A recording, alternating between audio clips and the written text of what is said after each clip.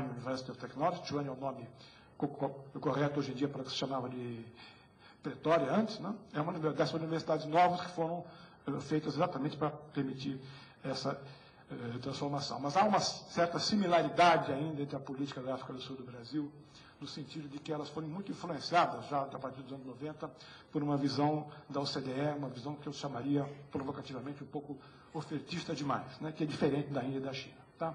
Bom, então a gente tem modelos de política que são diferentes, né, a gente tem estratégias diferentes, a gente tem capacitações que são diferentes. Eu vou partir exatamente para o final, desculpe, esteja passando um pouco de tempo, esteja correndo um pouco, mas é que são tantas coisas, enfim. Eu acho que a gente tem desafios para a nossa cooperação. Os desafios têm um lado complexo e tem um lado extremamente positivo, né, que eu acho que é uma oportunidade ímpar que a gente tem de desenhar algumas coisas de novidade. Né? Quer dizer, a crise, inclusive, ela traz essas oportunidades do ponto de vista tecnológico de inovação de uma forma muito cristalina. Se a gente perceber a sinalização que alguns países têm feito com relação a essa, né, e as capacitações que a gente tem dela. Entendeu? Eu diria que talvez, para finalizar, eu diria que os desafios para a cooperação são de várias ordens. Eu queria pontuar apenas 4 ou 5 para terminar o que eu tenho a dizer. Quer dizer, o primeiro é a necessidade da gente politizar essa agenda. Entende? Quer dizer, a agenda de cooperação é uma agenda importante, a gente tem feito sucesso muito grande. Entende? E eu usei até um termo que foi produzido pelo vice-presidente da Academia Brasileira de Ciência num seminário que o CGE fez no ano passado sobre esse tema, cooperação em ciência e tecnologia. Entende? Quer dizer, a gente tem que desmistificar um pouco a neutralidade, a universalidade da ciência e tecnologia. A gente tem que avançar nas especificidades e necessidade de conhecimento nos BRICS que não são ainda de interesse do resto do mundo. Eu esqueci de falar, e vou rapidamente pontuar, porque tanto no caso da China, da Índia e da África do Sul, né, você tem políticas voltadas para utilizar o conhecimento local, indígena, né, no ponto de vista de uma política de inovação. A gente está um pouco atrasado com relação a esse ponto, vis-à-vis Índia, China e Índia.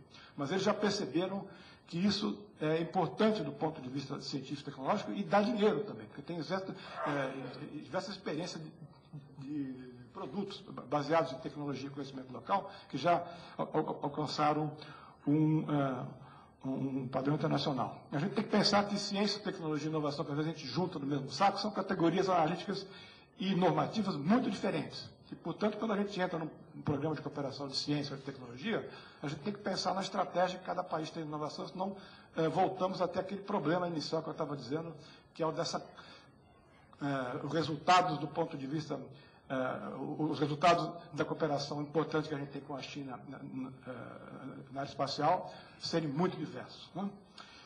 O segundo ponto é pensar numa nova concepção de cooperação que saia do modelo linear tradicional, né, que é aquele que a gente esposa trazido dos países mais avançados para nós desde o final da Segunda Guerra Mundial. Né? O terceiro ponto eu já falei rapidamente, quer dizer, a relevância do conhecimento específico gerado nesses territórios, né, que tem a ver com biodiversidade, astronomia, geologia, arqueologia, etc., etc. Né?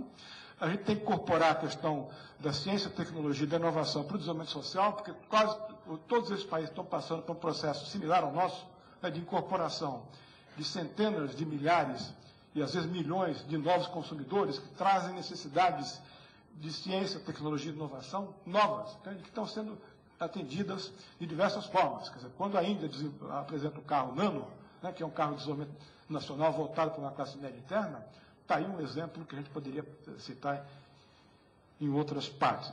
E finalmente, eu acho que, evidentemente, a gente tem que pensar nessa cooperação como um elemento fundamental do ponto de vista tecnológico e inovação para posicionarmos com relação a essa mudança, essa quebra de paradigma tecnológico que a gente já observa em escala maior, né, e que a gente está percebendo, depois de 2 anos do governo Obama, quão complexo é ser feito isso, no sentido de você ter que destruir estruturas, como a estrutura em volta da produção de petróleo, que são estruturas econômicas muito importantes, mas são estruturas geopolíticas muito importantes também. E a gente pode ser aquele grupo de país que possa liderar esse processo de transformação. Quer dizer, essas coisas que eu falei aqui, elas são resultado, então, de um grupo. Eu queria não deixar de terminar de falar dos coordenadores do nosso grupo desses diversos países, na Moscow School of Economics, o professor Leonid Goldberg, o professor Joseph, do Center of Development Studies em Trivandrum, o professor Liu Xilin, da Chinese Academy of Science, o professor Razga Maharaj, da Chuan University of Technology de Chuan. Alguns resultados desse projeto longo, que tem sido apoiado pelo IDRC em escala internacional e em escala nacional, tem contado com o apoio da FINEP, que a gente agradece muito. Né? Eles estão já publicados em um livro que saiu em 2009 pela Antempresa, e a gente está no prelo com 5 outros livros que são sobre temas específicos do Sistema Nacional de Inovação desse país. Desculpe aí pelo tempo e eu agradeço mais uma vez.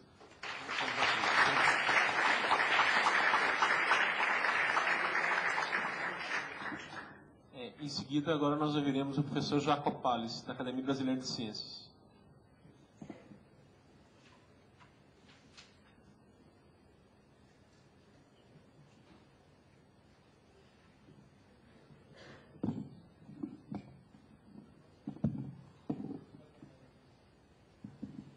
É um prazer muito grande estar aqui com vocês. Estou vendo aqui o meu amigo Luiz Fernandes, de muito tempo, e ele me induziu a participar desse simpósio, desse seminário. E, é claro, eu tenho um apreço muito especial pela Universidade Católica do Rio de Janeiro, de modo que, somando as duas coisas, eu tive que dizer sim. Bom, eu apreciei muito a colocação do professor Cassiolato, mas a minha vai ser diferente. Ele é economista, não é? E eu sou um cientista. É diferente, a visão é diferente. Ainda bem, não é? Bom, ele enfatizou muito a questão da inovação. A primeira colocação que ele me inspira a fazer é que, em se tratando de cooperação científico-tecnológica, se nós colocarmos a inovação num primeiro plano, é provavelmente um caminho mais difícil do que ir por ciência e tecnologia. Porque a inovação vai ficar muito próximo de produtos efetivos. Então, vai ficar meio próximo de uma cooperação em comércio. E acontece que a diferença é fundamental. A cooperação em ciência e tecnologia é a de uma diplomacia do bem, de amizade. E a comercial pode ser também, né, claro, do bem, mas ela tem uma outra, um outro início, que não necessariamente é caloroso das duas partes. Então, esse é o primeiro ponto que o professor Cassiolato me colocou, né, um desafio que eu quero colocar isso muito claro. Eu acho que uma estratégia de cooperação internacional, ela há duas estratégias diferentes. É claro que eu prefiro a que eu estou colocando. Vamos por ciência e tecnologia, porque nos recebem muito bem, e aí vamos para outros entendimentos. A prova disso é a recente ida de uma delegação à China, chefiada por não menos do que a presidente Dilma Rousseff. Um dos centros do nosso trabalho lá, eu tive a honra de ser convidado a participar dessa delegação, e uma peça central construída nesta viagem, como uma estratégia de entendimento, foi exatamente uma discussão de um dia inteiro entre as academias de ciências da China e do Brasil. Aliás, é por isso que eu estava lá, né? Por isso me convidaram. Então, foram discutidos nesse dia temas, é claro, muito próximos de inovação e de produção de bens que interessam as sociedades dos dois países. Mas, no entanto, foi no escopo de uma discussão entre academias de ciência. Então, nós tratamos de tecnologia da informação. Aí é interessante observar um papel um pouco complementar das duas comunidades. O Brasil, tudo que eu vou dizer, é claro que são relativo e pode ser mensurado de certa forma, mas é tudo relativo. O Brasil é melhor em software, muito criativo, e os chineses, para variar, e isso é uma constante lá, são melhores em equipamentos. Isso é uma constante. Eles desenvolveram, aliás, o professor Cassiolato apontou nessa direção, desenvolveram muito conhecimento em termos de produzir equipamentos de todas as ordens. Né? Estão se tornando uma grande potência na produção de equipamentos para laboratórios, para lançamento de satélites e vai por aí afora, computacionais, de toda hora. Mas é interessante, então, que na parte de software, de criatividade, propriamente dito, o Brasil está na frente.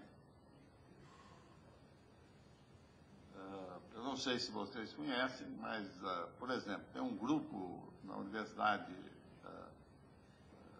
aqui, católica, de excelência nesse aspecto, né? Tem um grupo de excelência em Minas Gerais e vai por aí afora. Ao ponto de que, inclusive, houve a venda à Google de um método de procura, né, busca de informação excepcional. Isso foi um produto brasileiro. Aliás, eu perguntei ao pesquisador que fez isso, mas caramba, você vendeu barato o seu produto? Ele exibia uma BMW no campus de Minas Gerais. Eu disse, você trocou por uma BMW? Ele disse, não foi só isso. Eu falei, mesmo assim, você devia abrir uma empresa, né? Enfim. Bom, outra discussão centrou-se em satélites e o lançamento de satélites. Aí a posição do Brasil é frágil. O professor Cassiolato mencionou a palestra do Marco Antônio Raupp, que é o atual dirigente da Agência Espacial Brasileira, na Academia Brasileira de Ciências, no dia 3 de maio. Foi 2 meses, professor, precisamente no dia 3 de maio. E foi uma palestra que gerou uma grande controvérsia.